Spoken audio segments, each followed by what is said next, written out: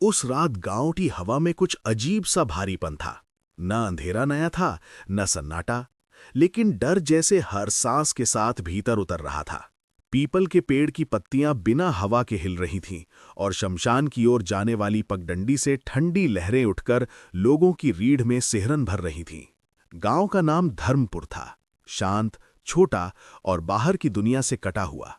पर उस शांति के नीचे कुछ ऐसा था जो सड़ रहा था। रघु गांव का वही आदमी था जिसे देखकर लोग नजरें फेर लेते थे। वो ज्यादा बोलता नहीं था, पर जब बोलता तो उसकी आंखों में अजीब सी चमक आ जाती, जैसे उसके भीतर कोई और झांक रहा हो। उसकी हंसी कभी पूरी नहीं होती थी, आधी होठों पर रुक जाती, आधी आंखों में तैरती रहती। वही हंसी लोगों को सबसे ज्यादा डराती थी। रघु का बचपन डर में बीता था। पिता शराब के नशे में हर रात घर को जहन्नुम बना देता और माँ खामोशी ओढ़े सब सहती रहती। उस घर में न प्यार था, न अपनापन, सिर्फ चीखें थी और टूटी चीजों की आवाज। लोग कहते हैं कि जब इंसान को सही वक्त पर स्नेह नहीं मिलता तो वो उसे गलत रास्तों पर ढूंढने लगता है। रघु के साथ भी यही हुआ, लेकिन उसका रास्ता सीधे अंधेरे में उतर गया। शुरुआत में किसी ने कुछ खास नोटिस नहीं किया। पहली घटना को इत्तेफाक कहा गया, दूसरी को अफवाह और तीसरी के बाद डर ने पूरे गांव को अपनी गिरफ्त में ले लिया। रात के वक्त किसी के पीछे चलते कदमों की आवाज सुनाई देती, पर पलटकर देखने पर कुछ नहीं होता। अगली सुबह किसी घर का दरवाजा देर तक बंद रहता और अंदर से कोई जवाब नहीं आता। बुजुर्ग औरतें कान में फुसफुसाकर कहती कि ये आदमी अब आदमी नहीं रहा, उसके अंदर कुछ और बस गया है। पंडित ने साफ कहा था कि जब मन की हवस आत्मा पर हावी हो जाए तो इंसान पागलपन की सीमा पार कर देता है। रघु अब अक्सर रात में घर से निकलने लगा था। उसकी चाल बदल चुकी थी। उसकी आंखों में नींद नहीं, एक बीमार सी भूख दिखती थी। एक रात गांव की बिजली अचानक चली गई। अंधेरा इतना घना था कि हाथ को हाथ नहीं सूझे। उसी रात किसी ने चीख सुनी, बहुत तेज, बहुत दर्द से भरी हुई, लेकिन किसी ने दरवाजा नहीं खोला। डर ने सबको जकड़ लिया था। अगली सुबह शमशान के पास की मिट्टी उखड़ी हुई मिली और रघु के हाथों पर ताजी खरोंचें थीं। जब लोगों ने उससे पूछा तो वो बस वही अधूरी हंसी हंस पड़ा। उसने कहा कि उसने सपना देखा था, बहुत प्यारा सपना। उस दिन के बाद गांव की कोई भी लड़की अकेले बाहर नहीं जाती थी। दरवाजों पर ताले और दिलों में खौफ हमेशा बंद रहने लगा। रघु को अब रात में आवाजें सुनाई देने लगी थीं।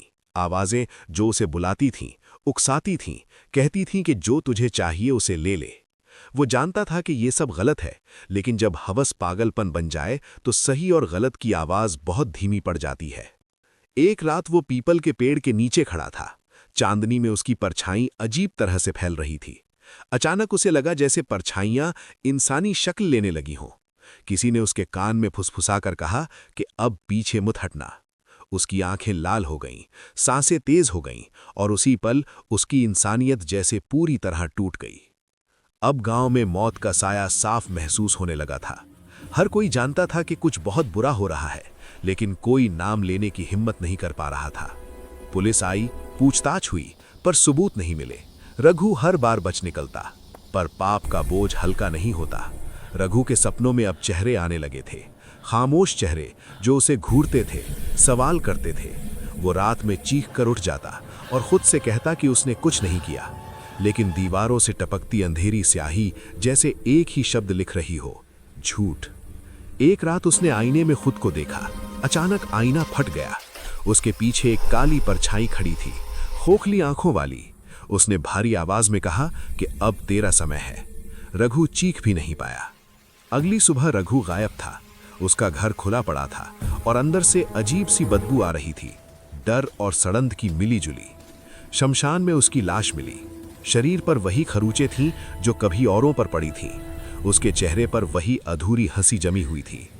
पंडित ने बस इतना कहा कि हवस ने इसे पागल बनाया और पागलपन ने इसे मार दिया। गांव में धीरे धीरे शांति लौट आई, लेकिन अब कोई भी रात में अकेला चलने की हिम्मत नहीं करता, क्योंकि सब जानते थे कि जब हवस दिल में घर कर ले तो वो इंसान को या तो हत्यारा बनाती है या खुद उसे मिटा देती है। आपको ये कहानी कैसी लगी कमेंट करके जरूर बताइए और ऐसे ही हॉरर किस्सों के लिए चैनल को सब्सक्राइब करना ना भूलें।